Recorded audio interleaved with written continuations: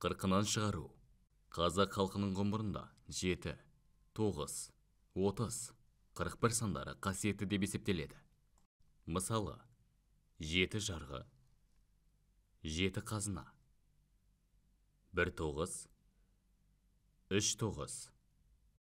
40-тың бірі қыдыр деген қағидалар осы сандық ұғымынан пайда болған. Соның бірі баланы қырқынан шығару дәстүрі. Әдетте баланың туғанына 40 күн толған соң, оны ыдысқа 41 қасық су құйып шомылдырады. Бұл ресми дәстүр. Оған үлкен әжелер, әйелдер қатысады. Кәде беріледі. Дастархан жайылады. Сәбидің қарын шашы алынып, оны сәбидің өзінің киіміне матаға орап тігіп қояды. Мұндағы мақсат, ертеде сурет болмағандықтан баланың сәби кезінен ескерткіш ретінде сақтаудан шыққан. Баланы қырқынан шығарудың тағы бір ерекше маңызы бар.